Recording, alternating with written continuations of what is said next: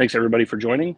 This is Murphy Media. We are joined today with Eddy. Eddy is a volunteer serving in Ukraine, and we are very lucky to have him on with us. This connection was made by a mutual friend, Mark Carey, who is pointing me in all the right directions and taking me to all the right people to talk to. So it's a great privilege to have you on today, Eddy, and dive into Thanks, your man. background a little bit. Yeah, absolutely. Do you you want to start out and just give us a little background about yourself, and we'll just lead in.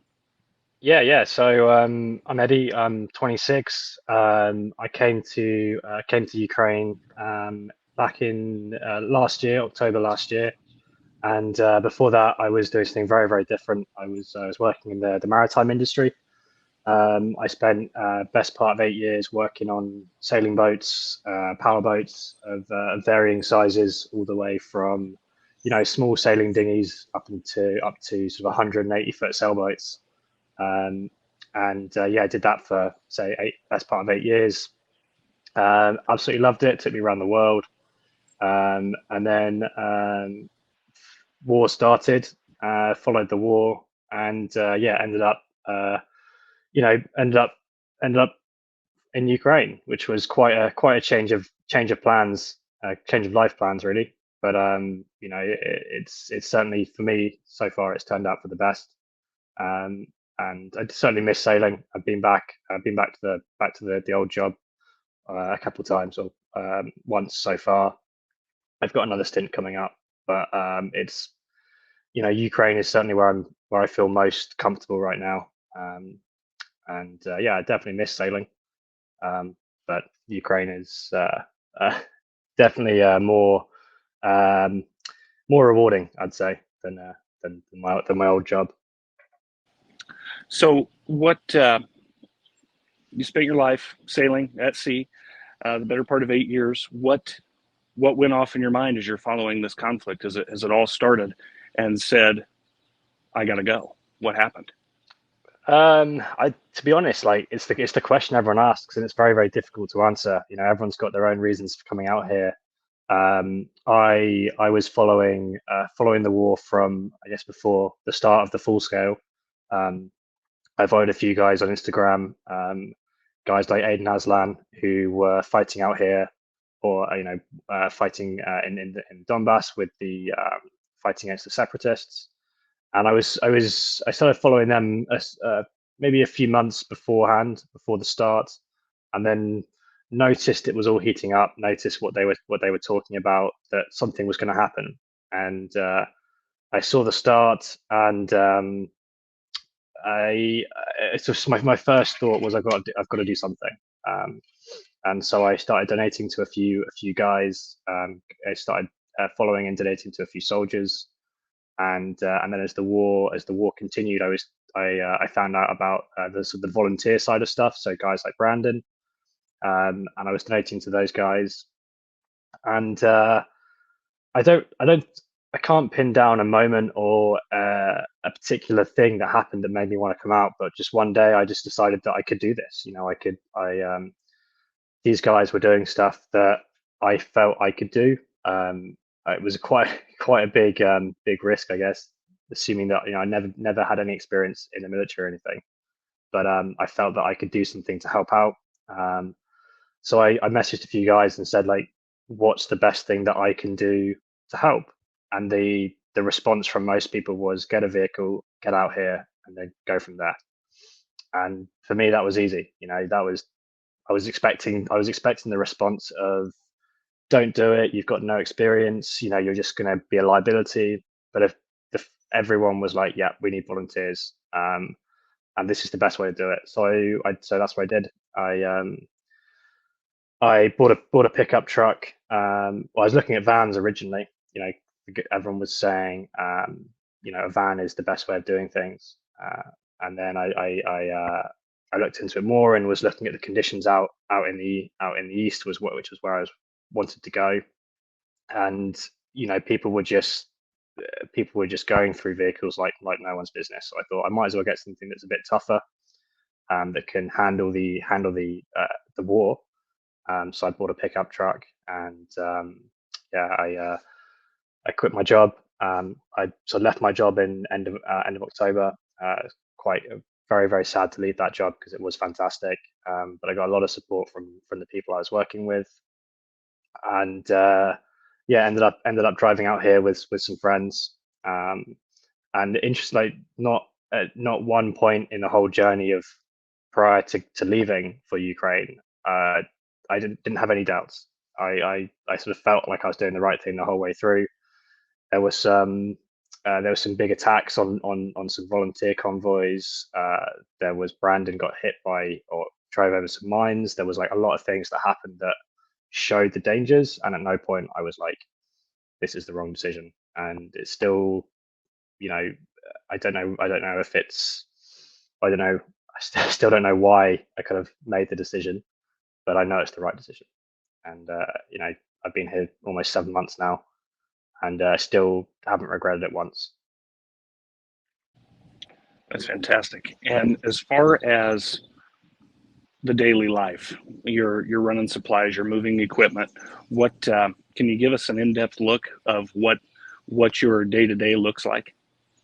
Yeah, so for example, today's been quite busy. Got over to one of the units that I help support, and we delivered them. A friend and I delivered them some tourniquets. So they're being deployed soon. So we were able to get them some good Cat 7 tourniquets, because one of the big problems that a lot of the guys have is cheap uncertified tourniquets, which unfortunately has cost people lives.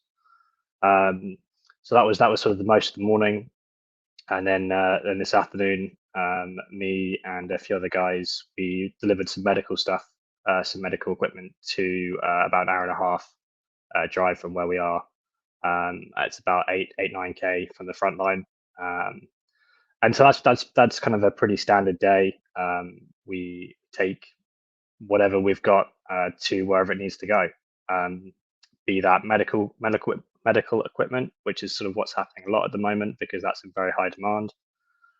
In the past, I've helped supply units with like thermal scopes and weapons parts. So again, that's purchasing the unit, or purchasing the optic, the equipment, and then we'll hand deliver it to the unit. So wherever they're currently based, we make sure that it gets to them ourselves, because we're dealing with several £1,000s worth of kit.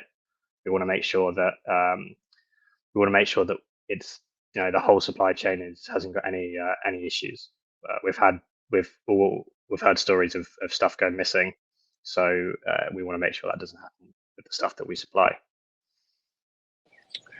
And just curious, marshaling these supplies, are you working with local organizations? Is this fundraising that you're doing on your own, a mix of both? Is there coordination with the government? How are you getting a hold of the kit that you're delivering? So it's a bit of everything. A lot of the stuff that we've supplied has been bought through my own money. I put all of my savings into this, and so I spent a lot of my own money on buying kit for the guys that have become my friends. And then I also do donations, run on donations, and there've been a few people that have been fantastic supporters the whole way through, always contributing, which is brilliant. It keeps me going. And then we've also we worked with a group in Lviv, and there was a very, very nice American couple who were supplying us when we were doing runs into Bakhmut. They were supplying us with food, blankets, and essentials to take in there. So they were helping us build food parcels, and they were covering the cost of that. And then we've also worked with other groups. Maybe they've brought supplies in, but they're not sure where it needs to go. Maybe they need someone to do that, what we call the last mile, get it to those frontline villages. So the supplies come from everywhere, and basically anything we can get our hands on through anyone, any way. We just keep anything to keep us busy. It's the one thing I hate doing, is sitting around not working.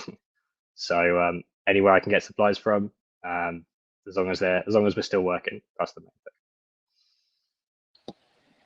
So, Eddy, you've just told me that you've spent your savings. You've committed your savings to this. Yeah, That's very much. that's no small feat, um, and no small sacrifice. What is it about this cause?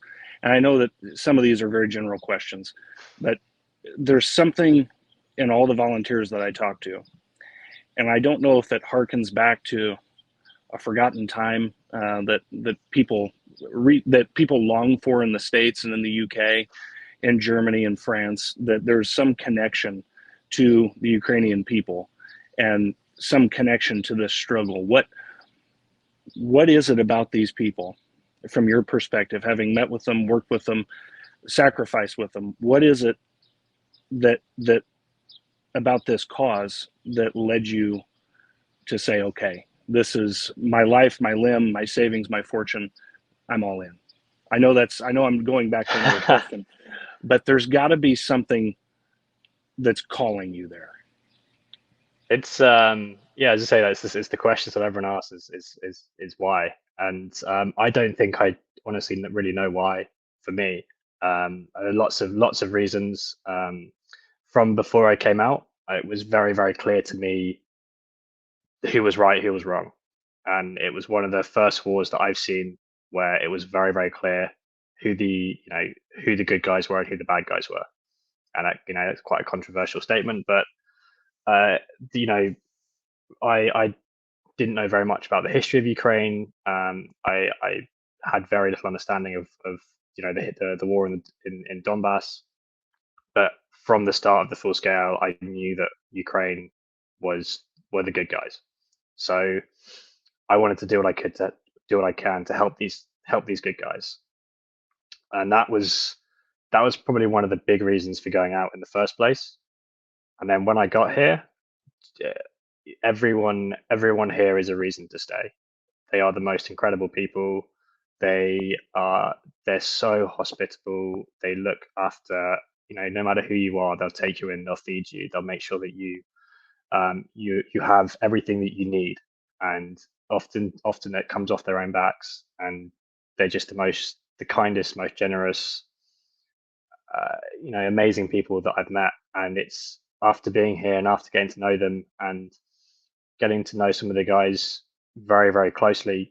Some of these guys, some of the guys I know out here are very good friends, and having that relationship with them makes it impossible to leave. For me personally, it makes it impossible to leave. I can't leave my friends in the situation they're in. I want to do everything I can to help them. And then the other reason, and it's I was bored.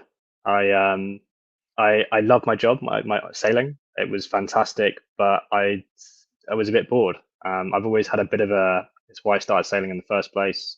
I love the adventure. I love the excitement of it. But then this another thing came up, and it was more adventurous and more exciting. And it was kind of a, how can I turn down this opportunity? So that's sort of the selfish reason. And then yeah, what I said previously was the altruistic reasons, I guess. And there's been a very large support. Some would say, I would say, even being an American, I have to admit that the UK has led in a lot of ways in supporting Ukraine, their cause. Obviously, you're very familiar with the UK. That goes without saying. What is the general feeling at home? You said you received an outpouring of support from your coworkers. What's the general feeling about this conflict in the UK, from what you've noticed? So to be honest, I'm probably not the best person to ask that. I through sailing, I was working in the Mediterranean. I've worked all over the world with sailing, but I haven't actually lived in the UK properly for maybe 6 years, 7 years.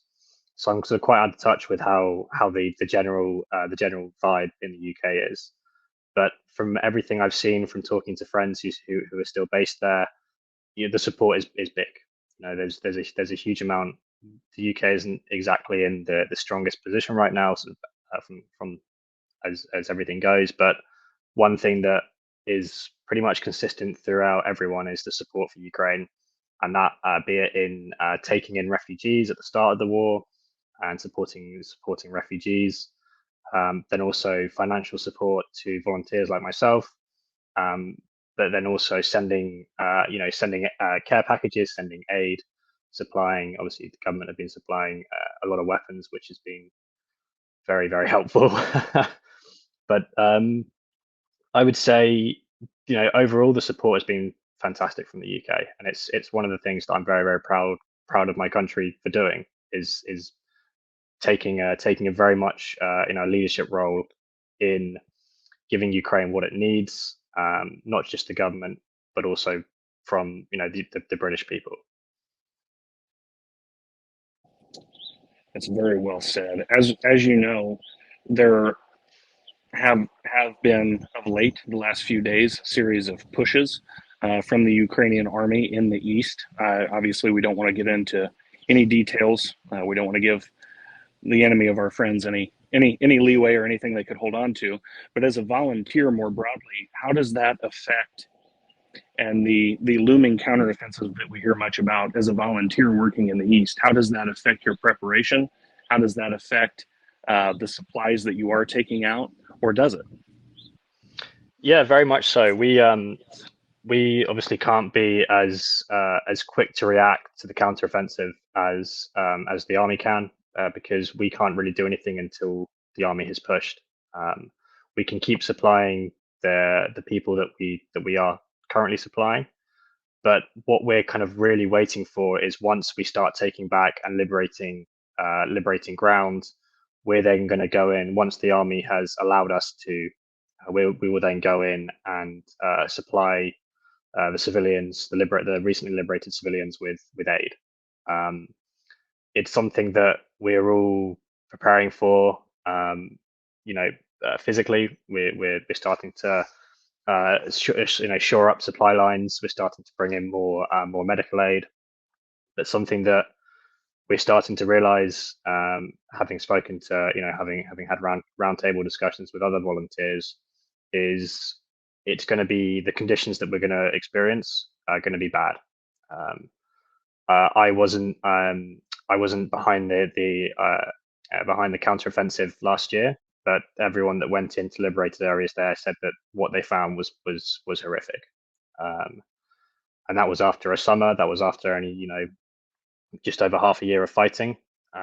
We're going to be going into areas that have experienced uh, not only that all that fighting, but also a winter. And I think everyone's pretty aware that the Russians aren't exactly great at supplying their own people, their own troops. So they're not really going to. It's pretty clear they're not going to prioritize civilian aid um, in their logistics. So we don't really know what we're going to find, but we know it's going to be bad. And we're doing everything we can to make sure that we're ready to deal with that. That's bringing in, as I said, bringing in medical equipment, bringing in clothing, bringing in food. But yeah, we're just sort of we're just waiting to see what we can do, and I'm not sure how long it will take for us to be allowed into those areas. As I say, Cecile, the Ukrainian Armed Forces has to make it as safe as it can be for us before we go in. So we may be several days behind whatever's happening, but we're just making sure everything we can do now we have done. Making sure that teams are ready to go, making sure that our own supply lines are full, and when we can get into those places, we're just ready to get in straight away and provide as much assistance as possible. So, and building on that, there is in the volunteer network that I'm a part of and that I talk with, everyone is noticing a marked drop in donations. In the states, we have this wonderful thing we like to call donation fatigue. Um, Yeah. can can you can you paint a picture for those of us here in the West that have been so generous with time and money and funds as to why it's so important right now to redouble our efforts to volunteers such as yourself, other organizations that are taking this critical aid in as this counteroffensive looms?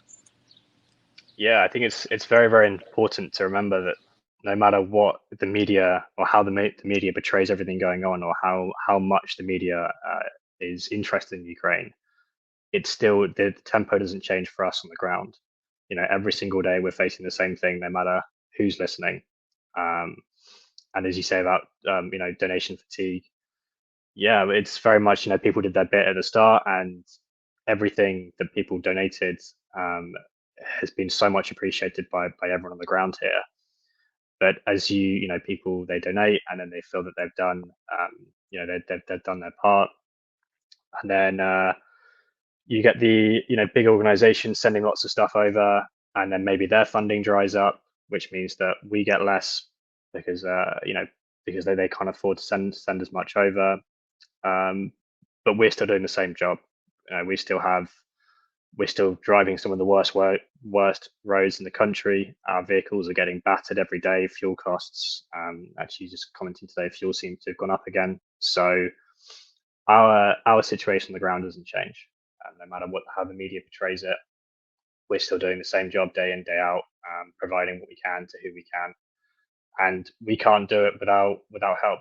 We're all, unless you're in a big NGO, which I think everyone sort of realised those big NGOs don't actually do that much. We haven't got the funds to keep operating by ourselves. As I said, I put all my savings into this. I still have a bit of money, a small amount of money coming in through donations and through some work I've done. But we can't do this without people's help. Basically, we are all self-funded. All costs are covered by ourselves. And as I was just saying, as we start going into these liberated areas, the tempo of the work for us will increase, which means costs will increase, which means that it's going to be harder for us to keep that momentum going without donations. And I'm someone that I hate asking for money. I just it's very difficult for me to ask people for money, but without it, we can't work. And I very much I enjoy the work I do, and I want to keep doing it. And I hope to keep doing it. I very much hope to be out here for as long as I can, doing as much as I can for as many people as I can. Well, and I'll tell you from personal experience, from all the volunteers that I've talked with, people people such as yourselves, on the ground volunteers, the former soldiers that are providing critical training to the Ukrainian military, there's a common thread that runs through all the volunteers in that they're humble, good people, and they all say the same thing. Asking for donations is very difficult, and that's what I'm hoping in the future this will turn into, a place where people can come on and they don't have to ask. We're going to promote you and the good work that you're doing, and hopefully that will help out on that front. You talked about the last mile, Eddy, and you talked about the conditions of the roads in Ukraine. You talked about the need for having a pickup truck. Can you paint for us in the West? I'm sitting outside my home right now, and I have two beautiful roads running right next to my house. That's not the case in the East. In fact, part of the supply lines going into Bakhmut were running through farm fields. Can you paint that picture and what the muddy season, the famous general winter, the famous mud season in Eastern Europe looks like, and what that does to your vehicles? It's expensive. I was lucky. I had advice from guys like Mark, who told me before I came out, make sure that your vehicle is solid. So I upgraded the suspension. I made sure that I had I've got a really good mechanic in the UK who looked over the vehicle before I came out and made sure that it was all working. And I've been lucky; it has been. I've had a couple of small mechanical issues, but nothing that I haven't been able to fix. But the roads out here are vehicle killers. Huge potholes, which when you're driving a 40-ton tank down the roads, it really does a number on them. So you're constantly smashing up suspension, smashing tires. It really does take its toll. And then the flip side of that, or the other issue with that, is when you're going into these hotter areas.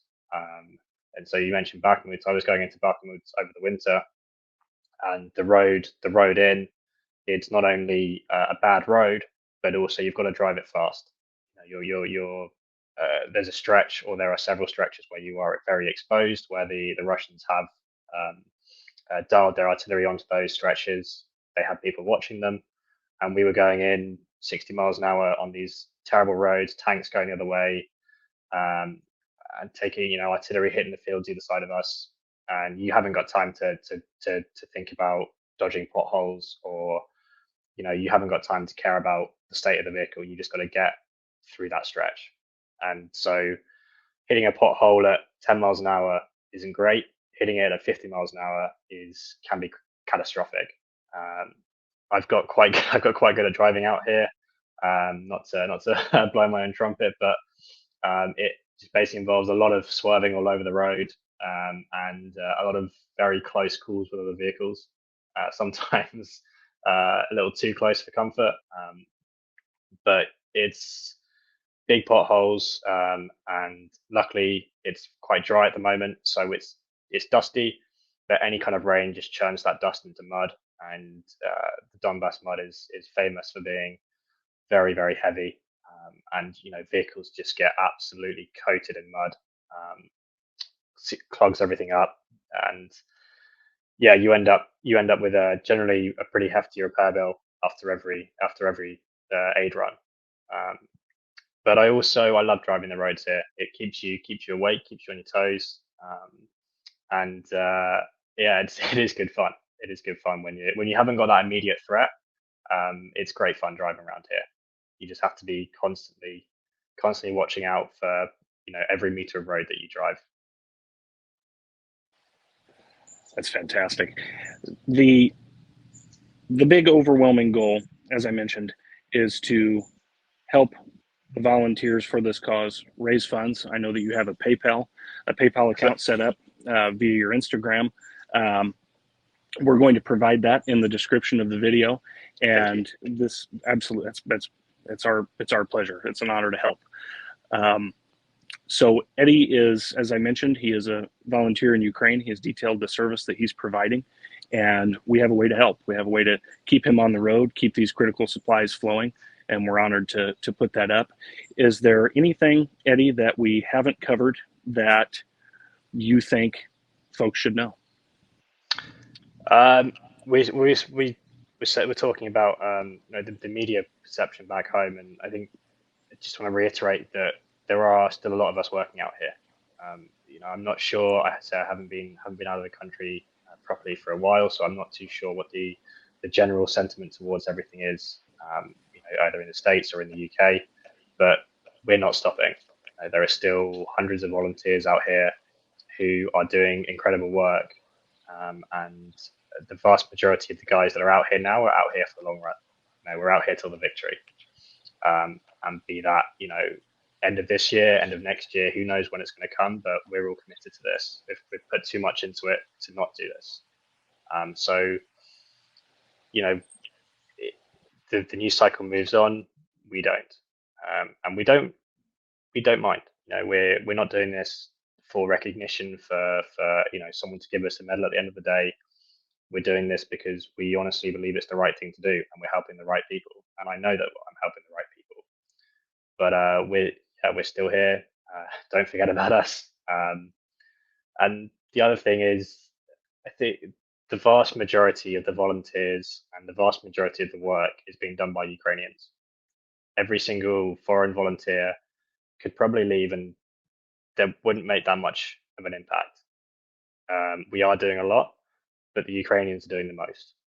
There are Ukrainian teams that are working, almost sometimes beyond the front lines, evacuating people, who unfortunately get very little recognition, just because the Western guys get a lot of the time the Western guys get the credit. But some of the best teams I know out here are Ukrainian, and some of the best people who are doing the most work are Ukrainian, and I think they absolutely need to be recognised for what they're doing. They are saving their country, and we are doing what we can to help. But this isn't we aren't propping up the war for them.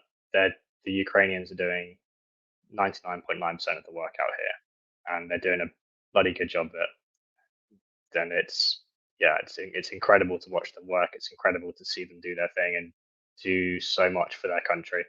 And it makes me proud to be here. It makes me very, very proud to be here, and very, very proud to call a lot of them my friends. So that's brilliant, and we appreciate you making that point that we don't want the good work that they're doing or themselves to be lost in this.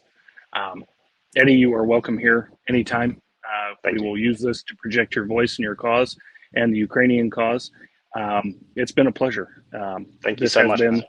been, no, it's a, you go ahead. Well, I'll talk over you. it's as I've been out here 6 months, almost 7 months now, and I've never looked for recognition. I've never looked for anything more than just, I'm doing this job because it's what I want to do. And so the fact that you've taken the time to have me on, it means a lot. It really does mean a lot. I really appreciate it. It's the honor is mine. And as I mentioned to everyone that's tuned in, we will post Eddy's PayPal in the description. Check out the interview. I recommend you visit his Instagram page. With permission, we will post that as well, but not without Of permission. course. But check out what he's doing, and you're an impressive young man. You're doing great Thanks, work, man. and it's been an honor having you on. Thank you so much, man. It's been fantastic to chat, and I hope we get to sit down another time and have another chat when we're further down the line and there's more to talk about. Yeah, absolutely. And hopefully, I owe Mark a beer in Crimea, so you'll definitely be there, and you'll have to join us. I'm looking forward to beach parties in Crimea. I've heard incredible things about it, and I'm very, very excited to to get down there. But Wonderful. we'll see. Whatever it is, it's going to happen at some point. Yes, sir. Sounds good. Well, you stay safe in the meantime, and as I Thank said, you. you always have a home here, and we will talk soon. Amazing. Thank you so much for taking the time, and Slava Ukraini. Herlam Slava.